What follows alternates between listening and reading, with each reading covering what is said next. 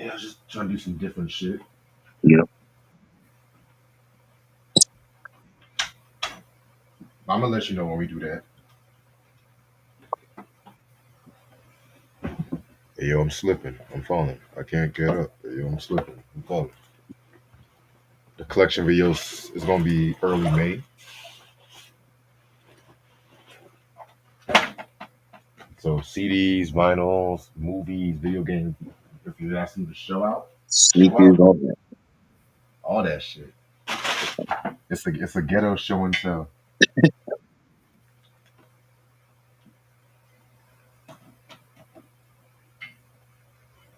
But I don't know how many I'm gonna get this time around because I gotta get my car fixed and shit. That's important. Yeah. But I have until early May, so it's only early March, so it is what it is. What's up, Q? What's up, Christian? Yeah, I'm inviting some people to Ash. Mike invited. I'm gonna invite John Dixon, possibly Q2. Anybody's gonna show What up. you got? Yeah, don't show us no 2 Chainz and Bow Wow bullshit. You get it. Look, I got my Bow Wow collection to show. I'm leaving it for that shit. If he wants to show it, let him show it. I'm leaving. Like, yep, I gotta go.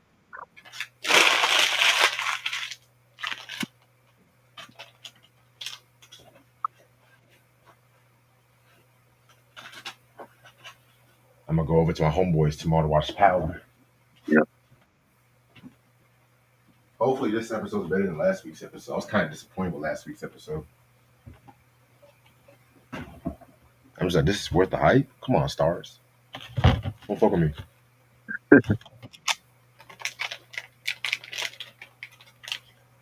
Yo, this Beauty in Black show is crazy as hell, dude. I'm like, Tyler Perry stepped his game up with this one. I'm like, okay.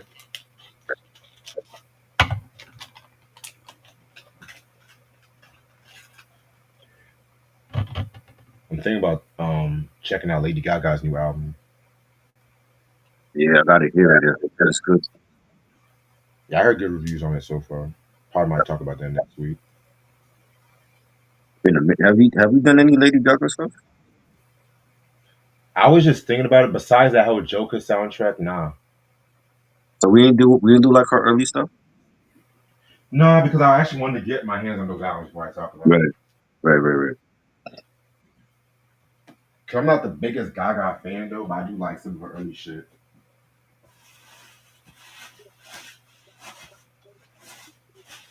I'm not real little monster.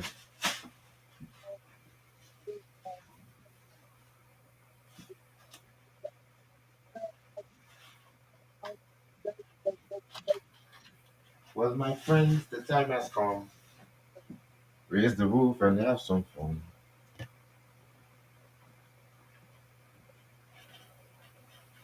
It was kind of weird though. When I first heard that song, I was like, why is Lionel trying to sound like a Jamaican? Well, my friend, the time has But come. that's what he thought he was. They thought reggae at that time was like hip to do.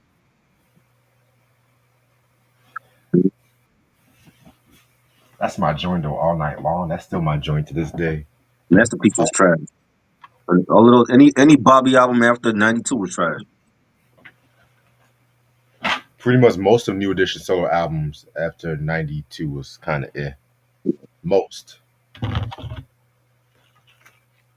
Now, let me not say that because I did like Johnny Gill's Provocative and that Let the Mood Play album from '96. I did like those.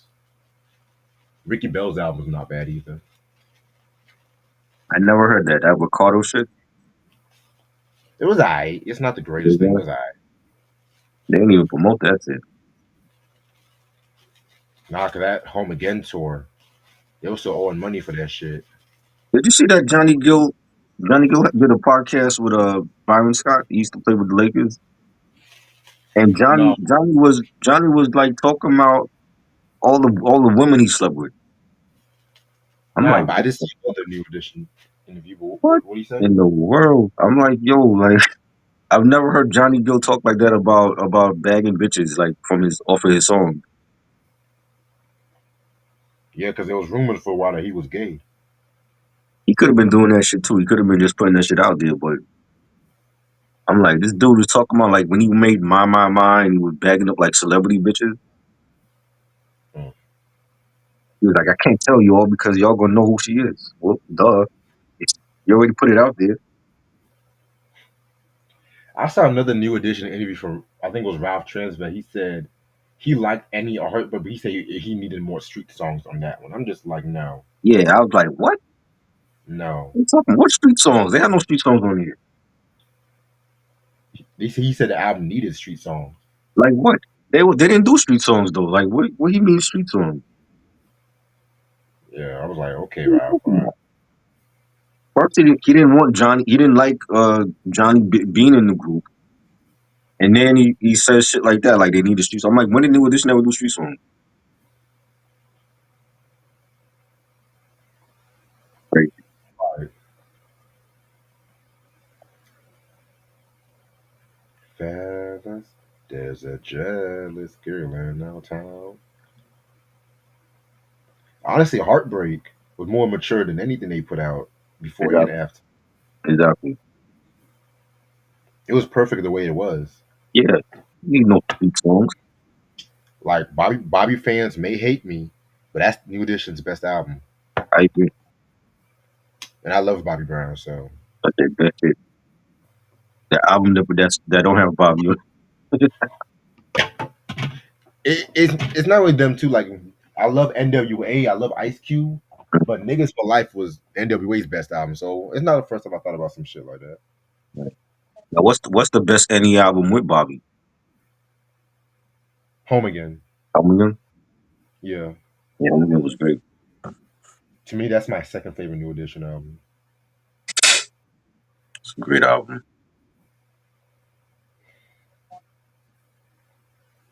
There's a jealous girl in our town. I might start about 5 minutes. I was listening to King T's album yesterday. Oh yeah. Well, every Wednesday we're gonna talk about some King T. So I also got some announcements I'm gonna make after the review's over. Just letting y'all know. I was gonna do a live video about this, but I was like, fuck it. Your retirement? No. Nah, man.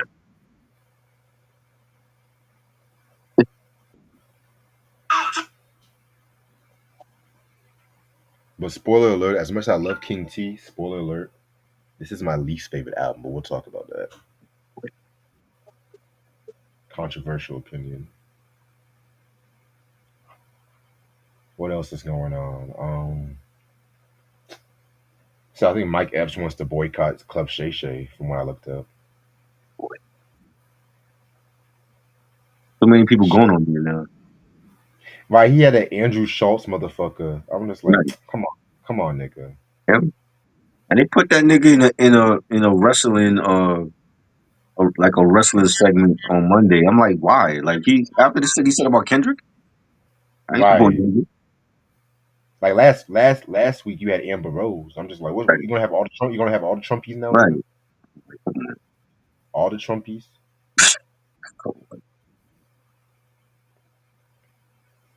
She's a jealous girl. I gotta find a recent Eric Johnson video so I can hit him up and stuff. Hold on. Eric, you Like, don't show up no more. But he embarrassed that Trump was in office. nah, he had a live stream last night, if I'm not Really? mistaken. I didn't even get the notification. Yeah, one time he had a live stream one night, but I was at work.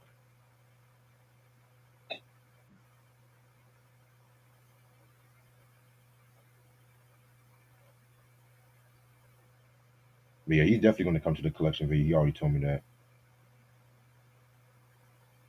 Is he bringing Trump with him or no? Trumpy. He's a jealous girl. What's up, Sam? At Your Own Risk was referencing and dissing. Fun fact: the beginning of the music video, At Your Own was referencing dissing the song "Diss You" as pop and whack. Yeah, we'll talk about that. Some people think that West Coast is always Snoop, Dre, Tupac, and the list goes on and on, but not King T. King T was one of the first cats from Compton really blowing up, to be real with you. So The niggas ain't ready for that conversation yet. All right. I'm ready to start whenever you are.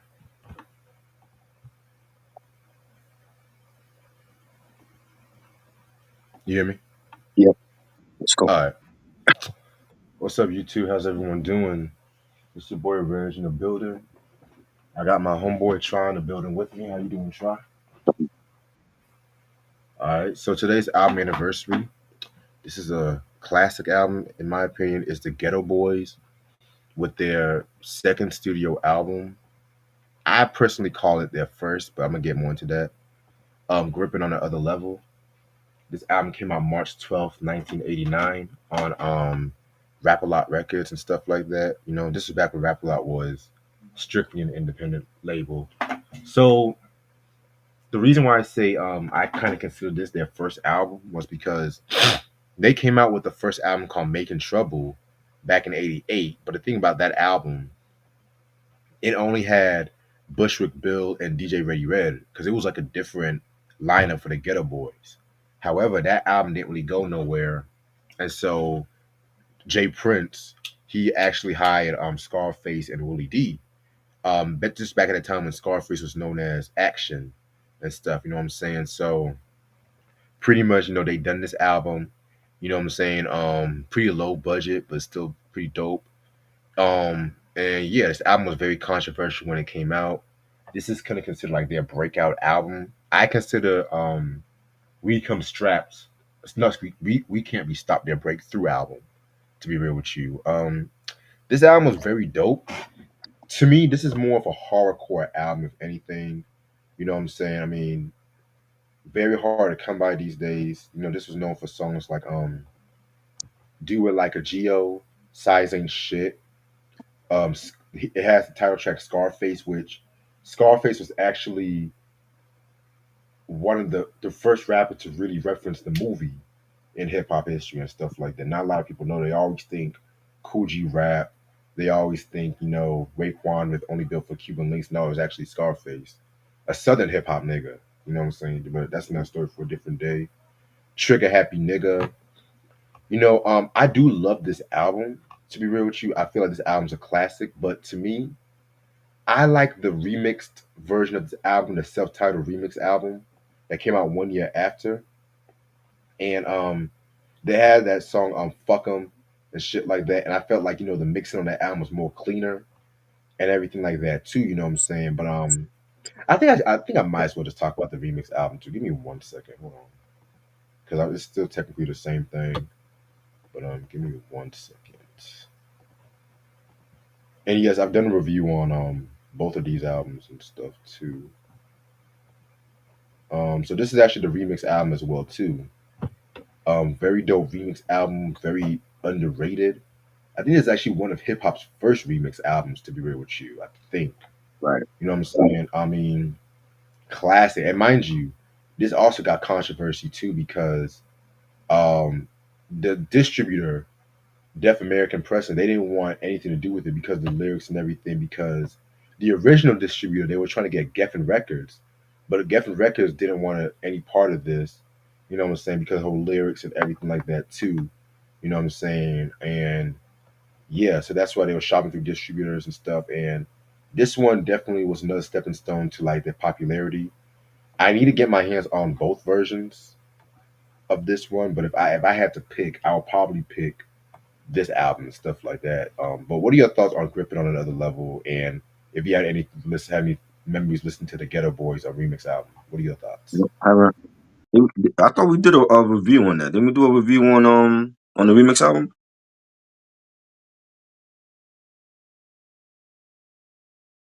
I thought we did that.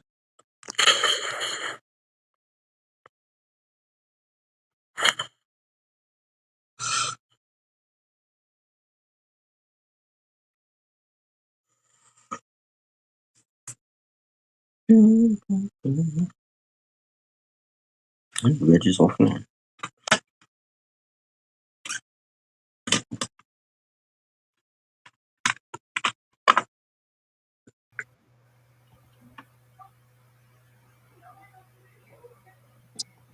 Sorry I about thought we, that. I thought we did a review on the remix album. Did we do that? We did.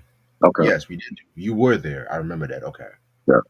Yeah, but you said you never heard Grip It Nah, or I didn't hear this one. No. okay. Yeah, this one very hard to come by these days and everything like that too. I mean, 'cause I feel like when people talk Ghetto Boys, they always jump into "We Can't Be Stopped," which I Right. love that album. Right. But and honestly, my favorite album from them is always "The Resurrection" from '96. That's always been my favorite. But yeah, I just check out the review I've done on that record. I've also done reviews on some of Willie D's earlier solo shit, as well as Scarface. We done Scarface's shit.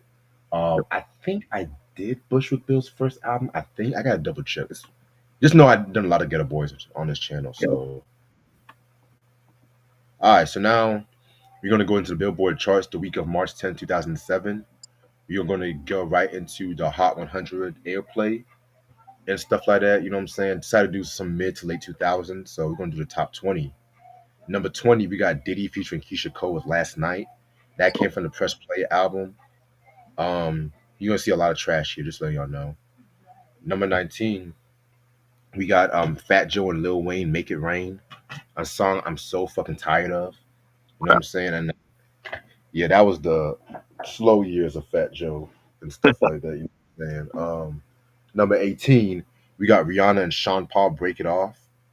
I think that was from the Good Girl Gone Bad album, but I want to say that was also a soundtrack song, one of them step up movies. I want to Oh, say. crap. Um, I think that was from a soundtrack. I could be wrong. Number 17, probably the best song so far, Sierra with Promise from the Evolution album. Love that record. Probably my favorite Sierra song she's came out with and stuff. We done a review on that album as well too. We Number did. 16. Hold up. Yeah, we did. We did. The first two. I Some of don't us, even I remember remember. CD Glow requested he sent us donations for that one. Number 16, we got The Fray, How to Save a Life. I never liked The Fray. I love that Um, song. what? That's. I think I that's the only. I want to say that's the only song that I heard from him. Though. I'm surprised you like them. Actually, no, I'm not surprised because you I do like the like. song. I like the song. I can't speak for the albums though. Got you. Number 16, excuse me, number 15, Chris Brown Poppin'. To this day, I still wonder why there was not a video for that song. To me, that's my personal favorite song from that album. You know what I'm saying? The remix with Lil Wayne was dope too. That was the era when Lil Wayne and T Pain was just jumping on everybody's remixes. Number 14, Rich Boy selling that on a throw some D's on the Rich Boy, throw some D's. That's an album I want to talk about one day. That album is actually pretty fire. You said, "Oh Lord," Like you drunk. Yeah. that not for that album is dope. That album's dope as fuck. No shit. I'm not even being funny. I'm not. Number 13, Gwen Stefani's "The Sweet Escape" with Akon. I remember that song. If I could escape, that was from her second album Um, and shit. I'm still debating if I want to talk about that one. That's still up in the air, but I might as well. I mean, I might as well. I don't did, know yet. did we do her first one yet or no? That's coming in about 2 weeks, possibly 2.5 weeks, possibly. You know. Um. And then we got number 12, Akon again with "I Wanna Fuck You." Well, this is "I Wanna Love You." That's Snoop Dogg. Wow. The Convicted album. Love that album. That was a big song back in like '06, '07. I see you whining and dining up on the floor. And then number 11, Akon again with "Don't Matter." I got so tired of that record. Don't matter if you see us together. No Not matter. even I don't know. Cause I got you. I feel like he was trying to duplicate the song, the Lonely song from the first album and stuff. You know what I'm saying? Yeah, I know about my Akon and shit. Shit. Number 10, we got Daughtry with "It's Not Over." Never was a Daughtry fan. Number 9, we got Pretty Ricky on the hotline. 5 in the morning, and I'm up having phone sex with you. Ah man. Okay. Number 8, we got Robin Thicke, "Lost Without You." Very He's dope still song lost. right there. Believe it or not, I did not like that song at first. So He's still lost. number 7, we got Still lost. Justin Timberlake with "What Goes Around Comes Around." Oh yes, Probably his best album, the in best my song. opinion. Yes. Do I like the song? It's alright. But I do like the album, believe it or not. I do like the album. I think that's the only Justin Timberlake album I might But get if I saw it. ain't too many Um, albums I actually like got on release day. That was one of them. oh wow. Number six, Omarion with Icebox. I got this icebox. That might be the one of the few old songs I actually like. I never really was a big Omarion fan.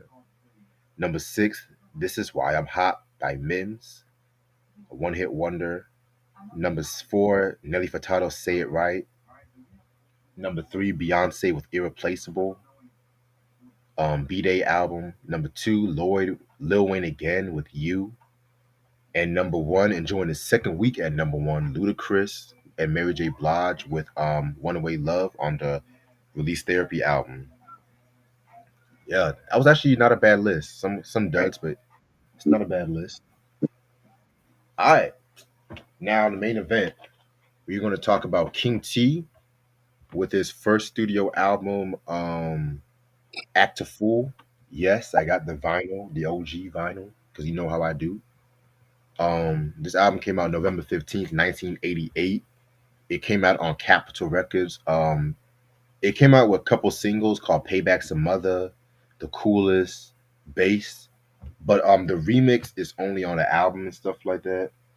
And Act a Fool. This was produced by DJ Pooh and King T. He does some production as well too. Um but to be real with you, King T literally got solo production credit on the skits, which we'll talk about that. And guest appearances include Prince, Easy E. No, it's not that Easy E. This Easy E spelled EZZY. MC Breeze, um, Mixmaster Spade, and that's pretty much it.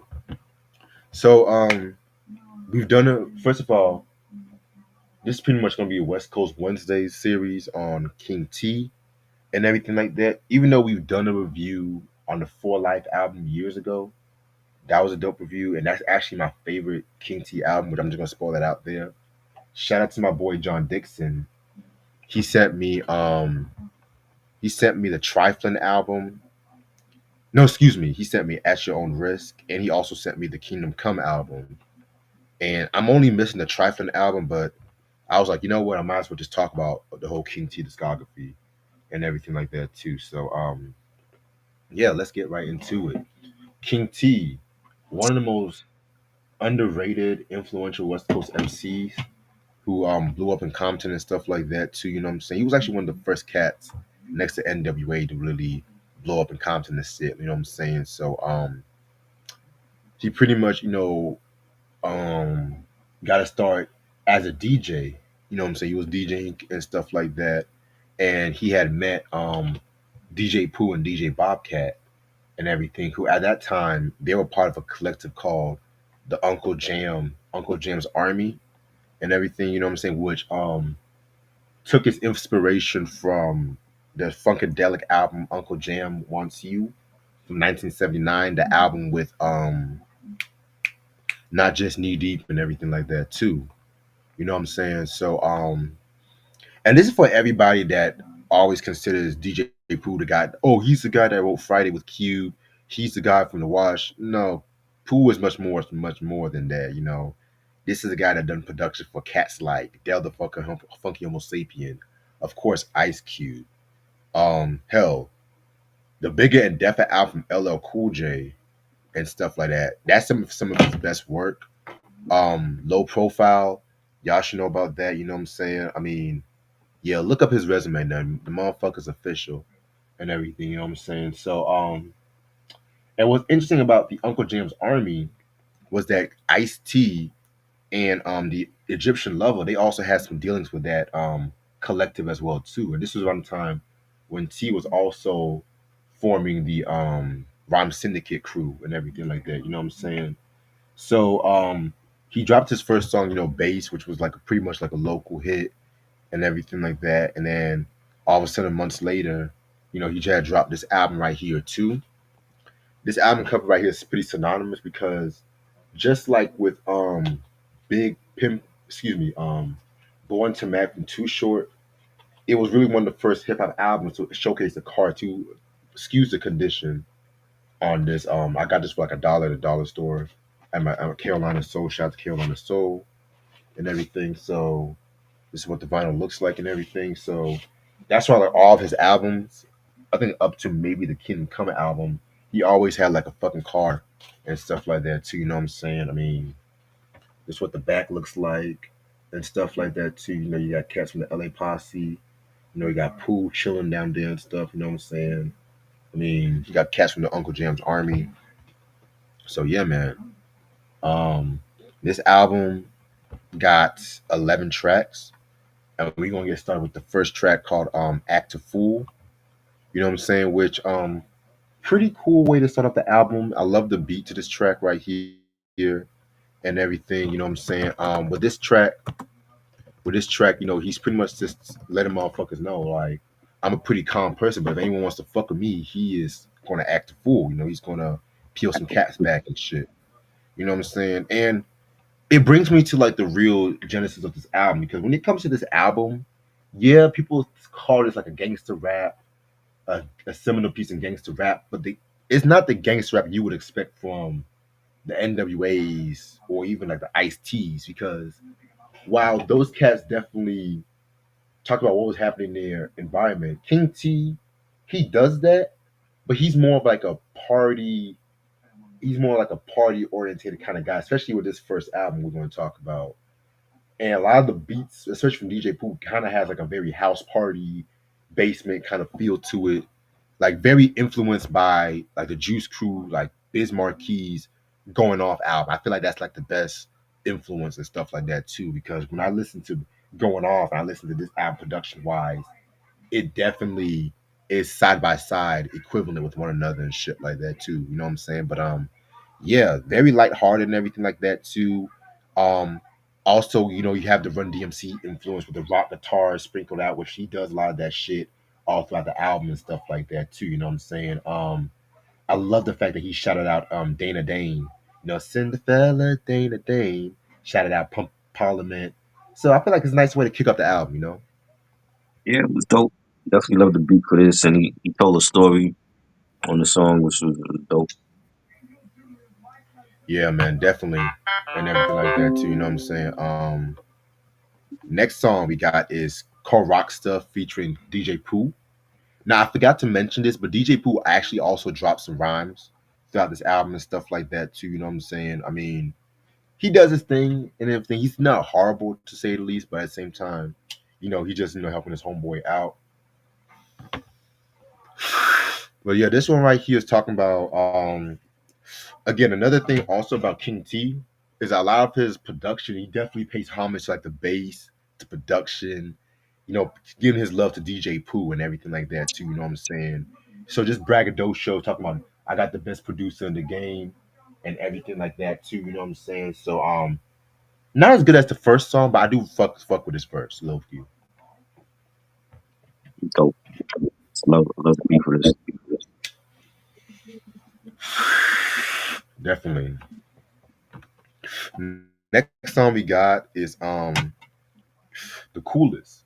You know what I'm saying? Again, this definitely is Coogee. I mean, not, damn, I was about to say Coogee, like King T, rapping mode and everything like that too. You know, braggadocio mode. He kind of throws a shot at LL and stuff like that too. You know what I'm saying? He had a line where he says, "Smoother than silk, cooler than an icicle, rough like a bully, I'm rolling like a bicycle, fresh like a virgin, calculates like a math whiz. You think you're bad? I'm gonna show you what bad is." You know, because you know LL dropped the song an album Bad a year before in '87 and stuff like that too. You know what I'm saying? And it's kind of interesting too because both King T and Ice T used to roll with another one, and Ice T, we all know he threw shots at LL with the "I'm Your Pusher" song from Power album and everything like that too. So that's kind of interesting and stuff like that too. You know what I'm saying? I mean, low key, as much as I love King T, I don't think he was ready for LL. I'm being Nah, 100% honest, he wasn't. especially bigger and deaf for LL. Uh, Ooh, nigga. Like, come on, man. I mean, I love King T, but that's just being perfectly honest. But besides the point, this was actually a dope record and everything like that too. You know what I'm saying? So yeah, very dope. I love it. It's a nice track to be for this. Definitely. Um, Speaking of LL, he kind of took a page from his book with this next song called "Flirt," and it kind of kills me. I'm just gonna say this once and for all. You know what I'm saying? Motherfuckers love to say, "Oh, LL, he always does the love songs." Oh my god! But they end up sometimes doing these love songs on their own records and stuff like that to try to do the whole "I need love," the whole Playboy kind of vibe and stuff like that too. And to be quite honest with y'all, this might be my least favorite song on the album and everything like that too. Cause I feel like this might be something the label maybe wanted him to do, but it's not. I need love corny. You know what I'm saying? What? Let me not say that because I do like I need love sometimes, but it's not really one of my favorite love songs from L. I do get its importance in hip hop though, but yeah, I mean, he's just talking about how he's a flirt with the ladies and everything. How he's pretty much, and I quote, "close to Casanova, got the knowledge of Farrakhan, stroll like a pimp or a black Don Juan." And everything. I love that rhyme scheme and shit like that. You know what I'm saying? But it's kind of like my least favorite joint on the album, to be real. So yeah, Yeah, this joint was fire. I think it's like one of the best songs on here. really. So, Oh wow. yeah, he like, don't get me wrong. I don't think I'm macho. I talk to girls and they get all hostile. I loved it. I loved the track was fire.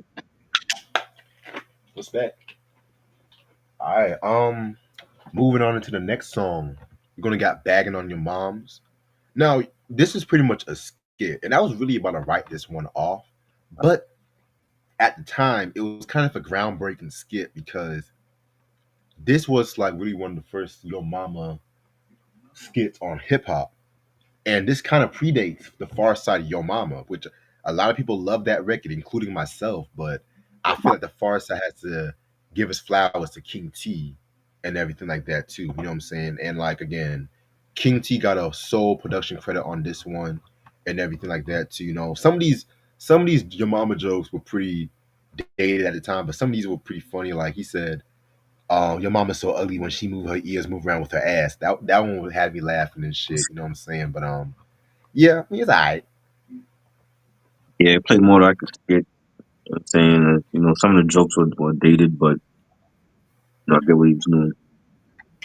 Yeah, definitely. All right, moving on to the next song, and this probably might be one of his more celebrated records in his early career, Bass. But this is actually the remix.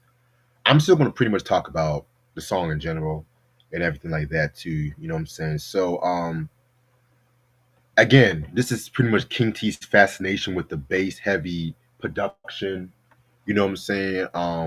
It wasn't just like the Southern hip hop cats, like the Two Live Crew, that was giving emphasis to the bass, because there was some West Coast cats like King T that was doing that shit too. Um, Pretty dope record. Like I said, this is actually one of his more signature records and stuff like that too. Just celebrating the bass line. I do prefer the remix on here because it does have some cuts from Keith Keith Cooley and stuff like that too. You know what I'm saying? The original version was dope, but the remix was pretty much more polished and everything like that too. So yeah, this one was pretty hot. I like this one. Did not like this. This shit sounded like a bad '80s theme song from a movie with Carl Weathers in it. Did not like this shit. Some Action Jackson shit, pretty much. Yeah. Weak. Okay, respect. I moving on to Let's Dance. This is one that I did not fucking like and everything. To be real with you, this is part of the whole obligatory dance track a lot of West Coast MCs try to do before the Chronic and everything like that too. You know what I'm saying? Trying to put that gangsters dance too. I put this in the same class as like NWA's Simple Dance too. I don't like that track. I don't like this track. I recommend this. I insist this. Get out your seat before you miss this. This is something different. I don't know if it fit the album though. Like you don't do dance songs, so Definitely. Houston. I think this album came out the same year. Yeah. I know Power came out like early to mid '88 and shit. You know what I'm saying? So yes, sir. I don't want no sesame chicken. Um, Next track is Uber Eats, man. Trying to make me spend money. I'm like, nah, nigga. I'm trying to wait till the weekend. Chill out. Track number 8, we got guitar playing. One of my favorite tracks on this album. I think the last couple of tracks are some of my favorites on this album. You know what I'm saying? Again, King T paying homage to the guitar, paying homage to the production and stuff like that too. I love the fact that they threw in that EPMD sample and everything. You know what I'm saying? The "You a Customer." We all know where that came from and shit like that too. You know, why is everyone texting me right now? Oh, um. So yeah, this one was pretty dope. I love this one. A little simplistic for my taste, but a little simplistic won't hurt nobody. Nice beat. You know, Yeah, definitely a nice beat. You know what I'm saying? Next track, shout out to my family who hit me up by the way. Next track we got is Payback's a Mother. Probably my favorite song on this album, to be real with you. You know, this is pretty much King T at his best when he gets like in gangster mode, gangster braggadocio mode to be exact. What I liked about this song was the sample, and I know everyone's going to say, "Oh, well, everyone has used the Big Payback before." Well, this was really one of the first times that sample was used, and the way Pooh used it and scratched it up was definitely some of the freshest sample I've heard from that record before. You know what I'm saying? Is it the best usage of that sample? Absolutely not. I can think of probably 5 other tracks that use that sample the best and stuff like that too. But pretty much what I got from this track is he was going on revenge mode, motherfuckers spreading lies about him, you know, fake MCs and everything like that too. You know what I'm saying? I love the lines where he says, biting the line, always waiting for me to come around and see how much I'm making. See money I get because I'm a pro at this trade. See, you thought you got away, but you're about to get paid. I told girls I was whack, should have did that, brother. Look, I'm King T and my payback's a mother. You know what I'm saying? So that was pretty hot and everything like that too. You know what I'm saying? So my favorite track on this album. Fuck with it. I think anytime you use the big payback as a sample, it's always gonna come out fire. So Facts. most of the rap songs that use that came out fire. So I think it was definitely a great song. I 100% agree with you about that. Try. I never heard a bad way. Even some whack shit, the songs I don't Right. like, they use that sample and that Hmm. stuff. Because James Brown, he's one of those fucking cats that his sampling is pretty easy, even if it's a whack song. As long as you have that James Brown break, niggas gonna bump to that shit. You know what I'm Right. saying? And I think the closest guy in rap as far as dancing to James Brown was MC Hammer. You could tell Hammer Facts. was easily influenced by him. Even sampled a lot of his songs. And speaking of Hammer, he really was one of the first rappers to really give James Brown love because Yeah. around the time when a lot of motherfuckers was sampling him, Mhm. they didn't give James Brown a lot of love, but Hammer used to bring James Brown on stage with him. Mind you, Yeah. he was on the Too Legit to Quit music video Right. and That's right. stuff Oh like yeah, that. that's right. He was like the Godfather or some shit. Yep, That's I yep. forgot about that intro because they didn't always play the intro to the video. Nah, like the intro had literally everybody from Tommy Danza to Henry Winkler, Yeah. Easy E. I'm just like, come on, Hammer. That's why your ass went broke and shit, nigga. Like Yeah. He was flexing. he was really flexing and shit. Yeah. You know what Forgot about that I'm intro. saying? All right, moving on. We're gonna go into the next track. Just Clowning featuring Mixmaster Spade and MC Breeze. This is like a little posse cut right here. I mean, this one right here again is pretty much an ode to Southern California and everything. And again, they use the Aqua Boogie sample from Parliament, which I'm revealing a lot of samples I know, but y'all should know these samples because I've talked about them in the past. And you know, when niggas use Aqua Boogie, that's like one of the West Coast Seminole samples next to More Bounce to the Ounce and shit like that too. You know what I'm saying? I feel like they all did their thing, but of course King T definitely had the best verse and everything like that too. You know what I'm saying? I mean, yeah, man, this one was definitely a night. I love the bass to this one and shit. This one's hot. Yeah, this is more like a G Funk track. Love the beat and bass line on this. definitely. And the last track is called "I Got a Cold." This is actually a very interesting skit, and the reason why I say this is because it reminds me of something Biz Markie would have done. You know what I'm saying? Like, there I go, mention the Juice Crew and shit. You know what I'm saying? And the way how it was beatbox, it sounded like it was he had a cold, but his beatboxing was on point and everything like that. For skits, this is actually pretty interesting. You know, I Yeah, would have ended it out for this one though, but it is what it is. yeah. I would. I don't think I would have ended the album off of this. That could have been somewhere in the middle of something. Right. Okay. Overall, excuse me, not a bad album. I feel like it's definitely an essential release to West Coast hip hop.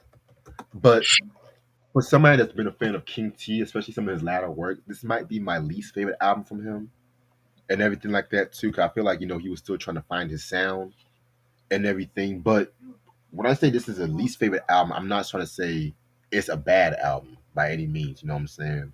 Because this album definitely has some dope cuts. I love the production. I feel like the production, while dated on some parts, is still like very mixed well and everything like that too. I mean, there's really like two songs I could care less from a pretty much a 9 song album, not counting the skits. So I will give it that. Am I gonna put it next to Straight Outta Compton, Power? Absolutely. I feel like it's about a tier below, in my opinion, and everything like that too. You know what I'm saying? I feel like King T's one of those acts that got better each album after this. So I'm gonna definitely give this a 4 out of 5. I feel like it's a solid 4 out of 5 and everything. I feel like it's definitely an essential piece of West Coast hip hop if you want to get into West Coast hip hop. So that's my honest thoughts. What about you, Try? Had some nice tracks. A couple nice tracks. I give it 3 mics. Okay. Yeah, definitely. All right. And I do say I have some announcement I'm gonna make. So I'm almost at the 2,000 mark when it comes to subscribers.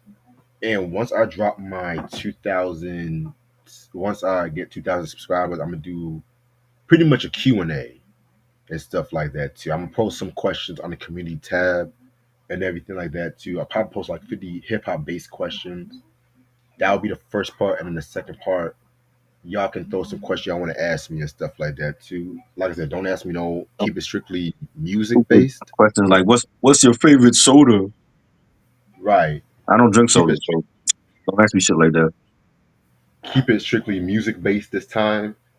If I do get more subscribers, like maybe 3,000, I might do like shows or movies. But I'm gonna post some questions. I'm gonna go through the whole hip hop timeline. I might do something like favorite Run DMC album, or do I prefer Tribe or De La Soul and stuff like that. It will be some interesting questions. It's not gonna be your typical questions you'll get and stuff like that too. You know what I'm saying? So yeah, be on the lookout for that. But that's only once I hit the 2,000 subscribers mark too and shit. You know what I'm saying? So yeah.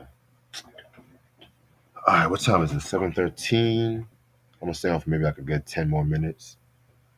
But yeah, man. I think this album's actually out of print too.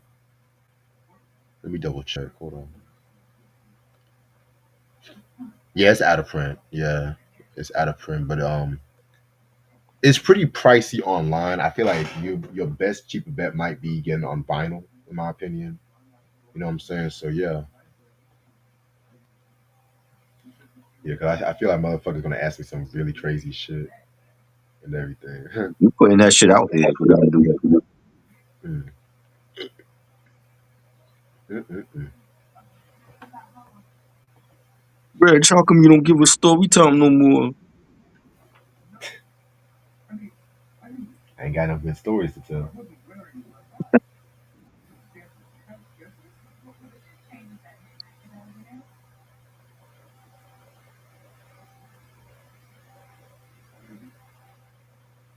Mm.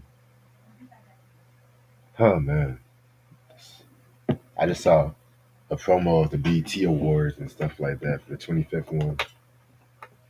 I'm like, damn, they start promotion real early for this one. Yeah, they Shit. that's coming in. That's they showing that early this year.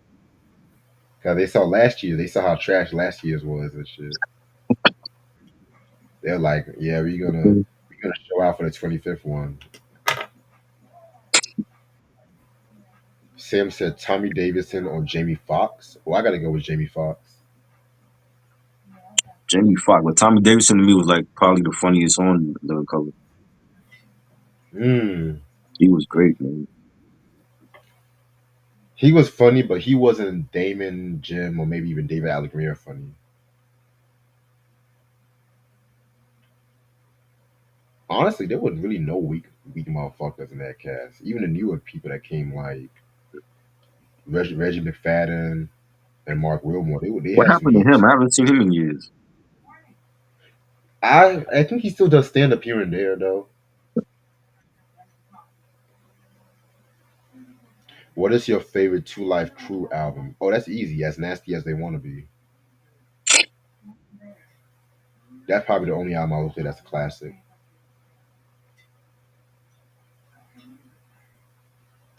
Boji 2.2, Rod Wave, and Dex is the best artist of the era. I've never been a Rod Wave Who? fan.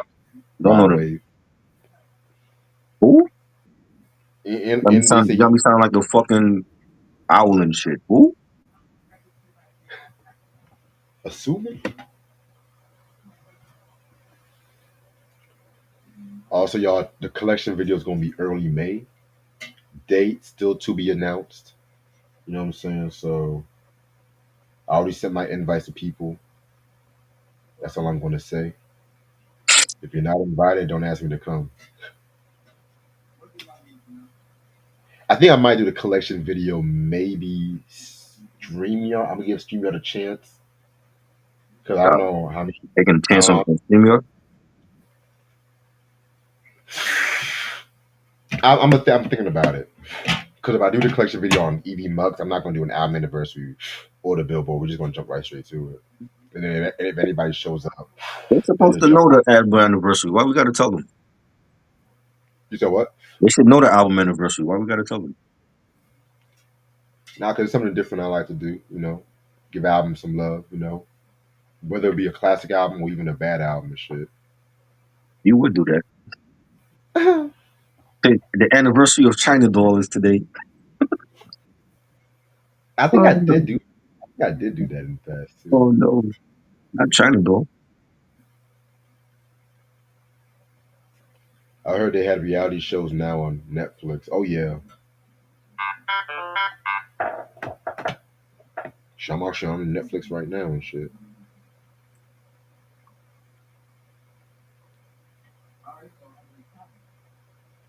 Also, y'all be on the lookout for the I love. You know what? Your ass is going on vibrate. I'm sorry. Be on the lookout for the I Love Lucy sitcom retrospective. Probably early April as well too. Hopefully, it's a show Try likes too. Of course, All right. top five all time. Okay. Cool. All right. Yeah, we got some key coming, y'all. I'm on a little creative run right now and shit. I'm thinking Golden Girls Easter, but let me see how I'm feeling first, because me and Ray Sean got some shit to do April too.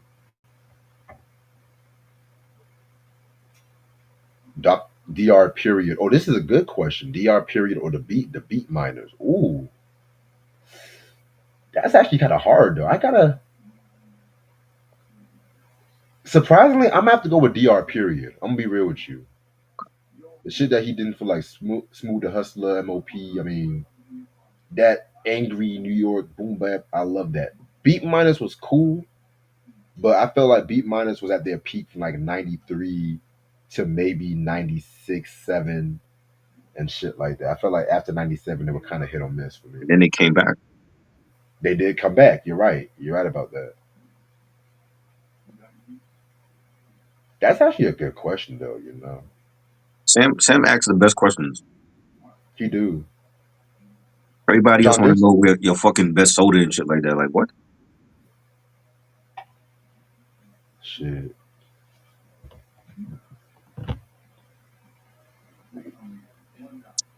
Yeah, man. Definitely expect a lot of boom bap for this collection video too. But the thing with me, like, it's like the albums I want on vinyl. be so expensive, but the albums I already got, they finally releasing it on vinyl. When I got to see the CDs is where the rare shit I be loving and stuff like that too. Especially when I go to these hole in the wall CD stores and shit. Like some albums I never thought I got on CD. Sam said Jeffrey Osborne or Jeffrey Osborne all the way. Never really was a big Billy Ocean fan though. I like Billy's first two albums. His first album was cool. It was cool. Yes, he got some gems. But Jeffrey, man, from LTD to his solo Yeah, shit in the '80s, man. yep, Ooh, Jeffrey's underrated too. can you woo woo woo woo woo woo? He was like the male equivalent to the voice right there and shit. Like he could do funk, soul, adult contemporary, all that shit.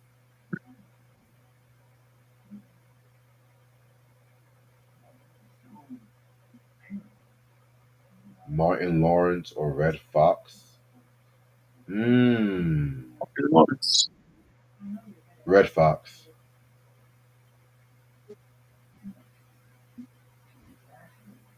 Yeah, I love a lot of red shit. Martin was cool too. I love Martin. Mhm.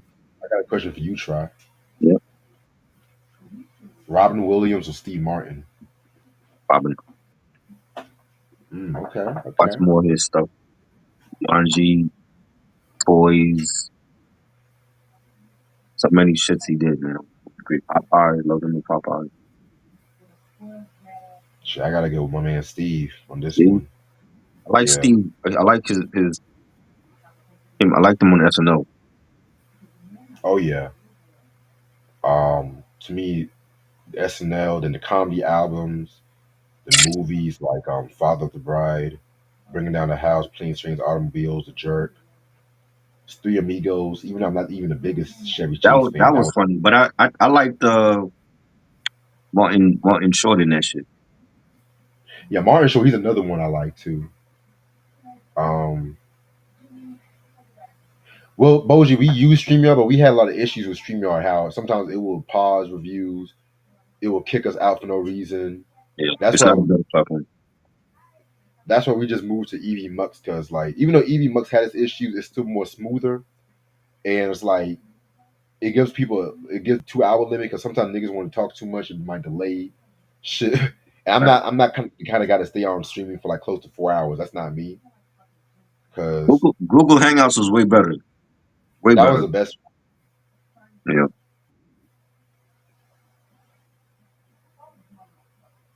The only time I'll use StreamYard is like if I'm on somebody else's shit because I'm a get cause it works smoother if I'm a guest at StreamYard than actually running my own stream. I don't know why it does that though. I don't know why.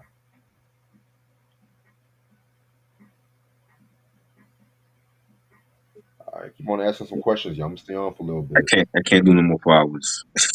No more 4 hours. I'm good. That's Sam why said, I started doing this shit on IG. It's better. There's a time limit. right. Sam said, Sade's no ordinary love or Sade smooth operator. Ooh, shit. Okay. See, this is why I fuck with Sam. I ain't answering nobody else's questions. If you ain't Sam, don't ask me shit. I'm gonna go with smooth operator. No ordinary love was dope too, though. You know what I'm saying? Yeah, smooth operator, because that was like my introduction to Sade. You know what's funny? I was talking to Shorty earlier when we were going to breakfast. She said she loves Sade. So I'm looking at her like Sade. Who the fuck is Sade? And she's like, you guys call her Sade. You know, I was like, oh, because you know What she called? In Brazil they call her Sade and Sade? everything. Oh wow, Yeah, I that's never heard why nobody she's call her that. yeah. Cause I thought she meant Saba at first. That rapper singer Saba. I was like, cause Sade? you know, yeah, Wow. Where's she from again? born in Brazil. She Brazilian. So yeah, they language is different out there. Than, Yeah, wow. I was thinking to myself, I was like, cause you know she younger than me too. She loves like all these pop rock acts. I was like, I was trying to be like, Sade. What the hell is Oh, that?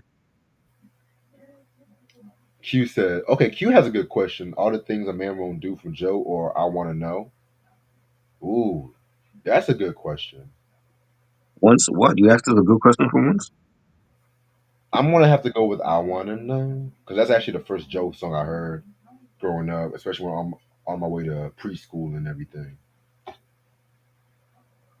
like the one from movie. Don't Be a Player. All the things, Yeah, yes. that was the big hit from that soundtrack. Really, was that in Winter Yep. Wars? Dartmouth said favorite nice and smooth song. Oh, easy. Um, that joint they did on the first album, More and More Hits. Sometimes I rhyme slow, sometimes I rhyme quick. That's my drink. I hate that song. Yeah,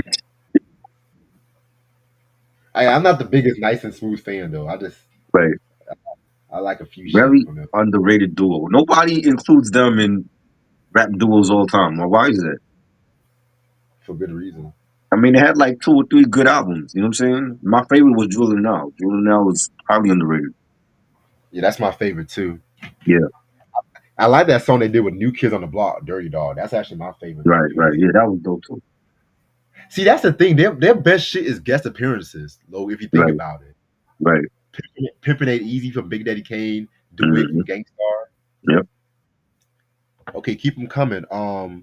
Q said Bump and Grind or You Remind Me of My Jeep. Mhm. Surprisingly, I gotta go with You Remind Me of My Jeep. Yeah, that's my favorite now. I used to like, well, I like the Bump and Grind remix, but You Remind Me is my joint. I think the remix was cool, but I feel like the original shits all over the remix. Just the Mhm. cinematic intro, the church like organ in the intro. The remix it was just like, it was alright. Now that Your Body Calling Me remix though with Aaliyah, ooh. That was dope. And I know y'all, I know. Well, you know he married Aaliyah. I don't give a fuck. That shit slaps. I don't give a fuck. Yeah. But he did shit with her too. He did songs with her. I got a question for Try. Hmm. R. Kelly's 12 play or Aaliyah's age ain't nothing but a number. Oh man, both of them I've seen in concert. Shit, I gotta go with Talk Play. I mean, Talk Play really is a game changing R&B album. Like if it wasn't for Talk Play, there'd be no Aaliyah album. You know what I I'm agree. saying? Talk Play definitely. That was like his first solo album after leaving Public Announcement, and being raunchy on that album, and yeah, I gotta go with Talk Play, man. Yeah, I gotta go with 12 play too, but I'm not gonna lie. 12. The thing that derails 12 play a little bit for me is the song where he was rapping. I Hmm. could care less for that. Which one? He had a like I like the crotch song. Wasn't he rapping on Homie Lover Friend too?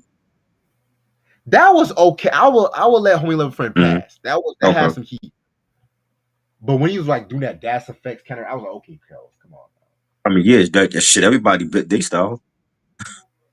That's why I Yeah. put the subtitle slightly, keyword slightly above 12 play. Right. All right.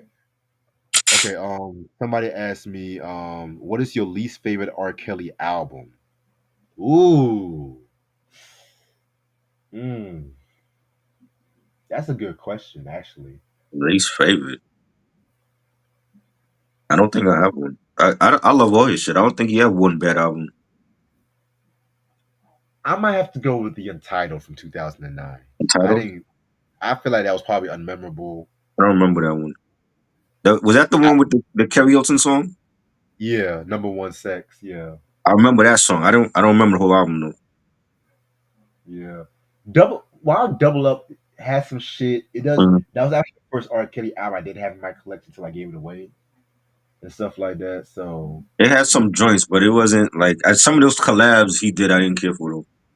that was Thug R. Kelly, that Yeah, era. but other than that, I love all this shit. Sam said Sonic Youth or Dinosaur Jr. I'm gonna go with Sonic Youth. 'Cause I never Sonic heard the Youth, other group. definitely. Their first album was fire. Yeah, I like their first album too. Try it. Okay. Yeah. All right. Mr. Boji 2.2 said, "Is the message by Grandmaster Flash still the all-time greatest song in your book?" No, It's top 10, but it's never really been like the greatest hip hop song of all time to me. I feel like it's the most impactful hip hop song. it's one of the most sampled, but it's not the greatest. Yeah. I got a question for you, Try. Yeah, The message or Rapper's Delight? What had the most impact in hip hop? I think Rappers Delight had more impact. I Mm. love both of them. I think Rappers Delight had more impact. Um, Party song, their rapping style was different. It's one of the most sampled, hip hop songs in the genre. Yeah, And, I gotta go with the message, to be real with okay, you. I do love Rapper's Delight, don't get me wrong. But at the same time too, they did do Cash wrong. If you know, you know. But the message, it made hip hop just from like a cousin of disco music into its own genre by itself. You know what I'm saying? So first political song, first conscious hip hop song. You know what I'm saying? Melly Mel's last verse, "That Child Is Born," might be one of the top 10 verses in hip hop history, in my opinion. And that's longer than 60 bars too. You know what I'm saying? So I gotta go with the message just for that. You know, favorite Earth, Wind, and Fire song. It's from Dartmouth. Hmm. After the what's his Love is, favorite? I'm pretty sure how you asking that shit and you probably won't have a favorite. I gotta go with After the Love is Gone. Da, da, da, da. That's like the most perfect R&B song they've ever done, man. Whew. What about you, Try? You're a shining star, no matter who you are. I love that one. Shining star Shining is star. here to see Yes. if your life is truly be. Come on, man. Don't fuck with me. All right. All right. I'm gonna answer like eight more people. Dartmouth said favorite versus battle. Great question. Um, I'm probably gonna have to go with Big Daddy Kane versus KRS One. That's my favorite. That was great. Um, I really love the Primo and RZA battle. That was You know what I'm dope. saying? That was hard to pick because it was like, yo, like, and Primo started early, and RZA had like some audio problems and shit, and then once he got his audio right, he was hitting them with joints, and he started coming back like in the later rounds. I like, yo, this is like one of the best ones right here. It's like two of my favorites, like top five all time when it comes to producers. Yeah, that was You neck know? to neck, Yeah, tight right there. definitely. If I have to pick a second favorite, this might be surprising. I'm gonna have to go with Bone Thugs versus 3 6 Mafia. That was great. That was great. That Definitely. one was epic, funny, messy, but it ended off at a positive note. I Right. love that. That was great. That was a great one.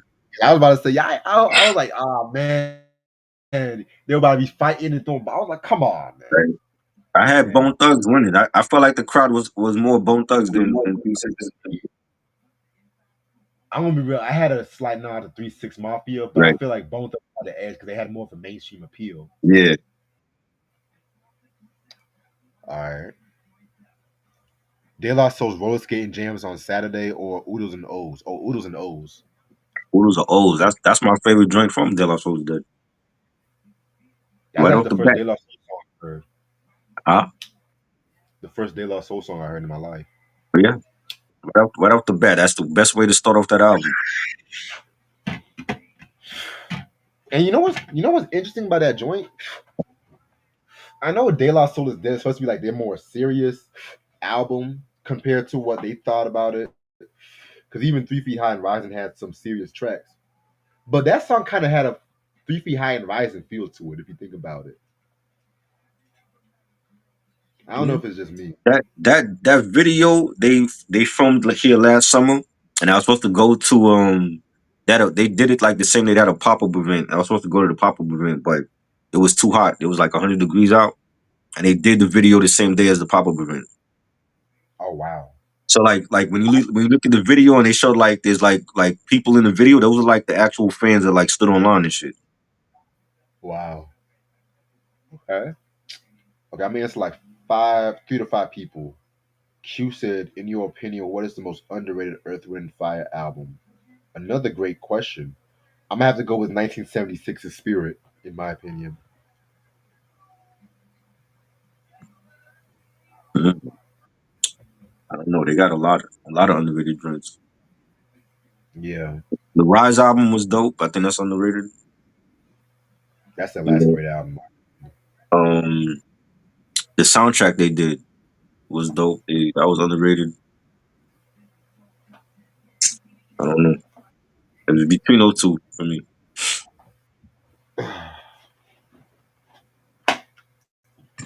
All right. Favorite R. Kelly collaboration and music video? A lot of R. Kelly questions. Y'all must love R. Kelly tonight. Okay. Is he dead? I Uh, mean, what the fuck is going on here? favorite R. Kelly collaboration, right from the get go. This might be surprising. Jay Z and R. Kelly's Guilty Until Proven Innocent.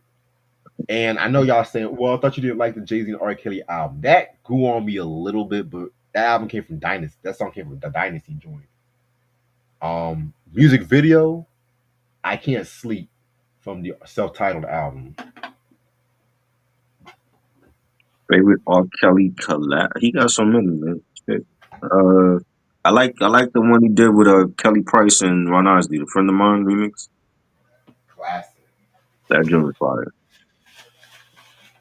He got too many.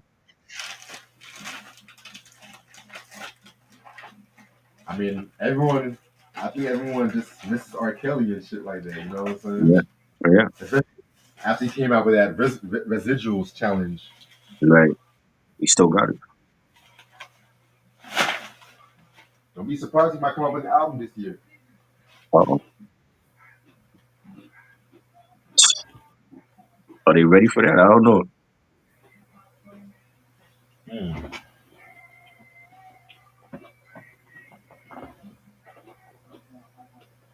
All right, man. So one more person. Sim said, "Red Man's Washing Nuggets or Method Man Bring the Pain." Oh, Method Man Bring the Pain. Oh yeah, Watching Nugget was dope. I like that collab with him, Red and Eric. But yeah, Bring the Pain was great. And that's pretty much all I'm going to do. Cause I'm going to end this off right here. So this was actually a fun ass review, fun ass discussion. Tomorrow, I want to say tomorrow. Hold on, where's my phone at? First of all, there it is. Okay. Tomorrow we're going to do our top hip hop, top R&B albums of 1978. You know what I'm saying? Something more different and shit. That's going to be tomorrow at 10 p.m. right before Power and shit. Because you know I gotta make sure we done by 11 something before Power. Right. So like I said top because I might do a top 10. I don't know what number Try is going to do. You have a We couple. just okay. Friday. I want to say Friday at 9 p.m. I'm gonna say 9 p.m. to be on the safe side. We're gonna do all of our thoughts on the Yacht Rock documentary. That was supposed to have been weeks ago, but I had to push it back because I had a lot of shit I was doing that time and stuff. You know what I'm saying? So be on the lookout for that. And then Saturday at 5 p.m. we're gonna do maybe 5:30 latest. We're gonna do No Doubt's Tragic Kingdom. So be on the lookout for that shit too. So yeah, got some heat coming up for y'all and everything like that too. Y'all make sure y'all subscribe and everything like that too. You know what I'm saying? Make sure we hit that 2,000 subscribers mark because I do want to ask these questions and shit like that too. Expect these questions to be probably published no later than next week. I just gotta get my list formulated. But anything you want to say before we head out? I might go live tonight at 8:30 on Instagram with a rocker. We'll talk about some sports stuff, some NFL signings. You know, the LeBron thing with Stephen A. I think LeBron was wrong for doing that. So Oh, yeah. I Did was you going see to it? mention. Did you Yeah, I see saw that? that. What Yeah, did you think? I don't think you got to be a dad to understand the situation. I'm like LeBron. This is all LeBron's fault in the first place. Like you basically you wanted to play with your son. You kept hearing it for years. Your son wasn't a high draft pick. He was 55. You know what I'm saying? He gets in the NBA. He's not playing. He went to the G League. Then they bring him back up. He's still not playing. You know what I'm saying? Like LeBron basically is bullying anybody that talks shit about his son. You can't bully me because I'm gonna speak my mind regardless. And Bronny should have stayed in at USC for at least 2 seasons. He's not ready. He was never ready. You know what I'm saying? So the fact that LeBron don't like what Stephen A had to say, Stephen A gets paid $100 million to speak his mind. That's his prerogative. Like why is he like what did he do that was so wrong that LeBron don't like? And I don't understand how people can sit up there and defend LeBron. Oh well, he's a dad, yeah, but as a dad, you needed to tell your son the hard facts that you're not ready, son. You need to go to the G League and spend a season down there, maybe or two, and then come back and see where he's at. You know what I'm saying? I yeah. feel like that was more LeBron's dream than Bronny's dream. Like LeBron was saying this for years. He wanted to play with his son before he retired. Okay, you played a game with your son. Now you can leave. You know what I'm saying? Like Bronny has like the rest of his career to worry about. Like, and I don't feel like I feel like what LeBron did was some bitch shit. You know what? My thoughts. I perfectly 100% agree with everything you say. To be real with you, because like I said, I'm not really the biggest Brony fan like that. But from what I heard and stuff like that, he's not really that good and shit like that. He's He's not. not really. It's not that he's not good. He have potential, but he should have stayed at least 2 seasons in USC. He's not. He wasn't going to be a high draft pick just because he was LeBron's son, and I think that's what people were shocked at. Oh, he went number 55. Yeah, because the scouts looked at him and be like, "Yo, he's not ready." And LeBron basically that was like his dream to play with his son. But ask Bronny, was that his dream? Bronny just wanted to get picked. He could have went to any team, and that's basically what LeBron was like. Oh well, no matter what team he's going to, I'm going to be there. So he just so happens to go to the Lakers. Really? So the Lakers wasted a draft pick on Bronny, and they don't even play him. That's all on LeBron. That's not on Stephen A. or anybody else. It's So not I Stephen don't A. I don't Really bad. understand what I don't understand. Stephen A. gets paid $100 million by ESPN to speak his mind. Like he damn sure deserves to speak his mind on that. Why not? What did he Yeah, do that was so wrong? Like, oh, he's coming for his son. His son is not ready to play. The NBA is a grown man's league, and if he's not ready, then he shouldn't be in the league. Simple as that. I feel like it's more beneficial for LeBron than Brony. To be real with Exactly. you. Who is it benefiting? It's benefiting LeBron. It ain't benefiting Bronny. Bronny's the one that's sitting on the bench. They're not playing him. You know what I'm saying? He can't bully us. We speak our mind over here. So he can pull that shit with Stephen A. all he want. Mm. It's crazy, man. Yeah, like Stephen A. Smith said he said worse shit over the years too. So Exactly. let's And, not. and, and the thing is, you see like the clip with Dwight Howard, and Dwight Howard was coming out and saying how there was when he was with the Lakers, and LeBron basically got him kicked off of the Lakers. Yeah, Because LeBron has power in the league. Like it's like everybody looks at LeBron like, oh, he's the face of the league. He has the power. So they kind of they scared to speak their mind on him. I don't care if he's a Trump supporter or not. We're not talking about him being a Trump supporter. We're talking about what he said, what he had to say about Bronny. I don't care about who he supports in the government. That has nothing to do with me because I didn't vote for Trump. We talking about just stick to the facts. We talking about what he said about Bronny. Bronny is not ready. He was never ready, which is why he was a low draft pick. hilarious. Y'all bringing up all this other shit like he was. I don't care if he was a Trump supporter. That have nothing to do with the situation. Yeah, they want to be quick to throw that in there and shit. You know how niggas be. But yeah, man, I just want to get your quick thoughts on that because I was meaning to mention that earlier today. I just think it's another Uh, bitch move by LeBron. This is what he does to get the attention all on him. but you're basically sacrificing your son's career because you want to fulfill your own personal dream. Right. Alrighty. Other than that, hope everyone has a very, very, very good night. I'll see you later. Try. All right, Peace. peace.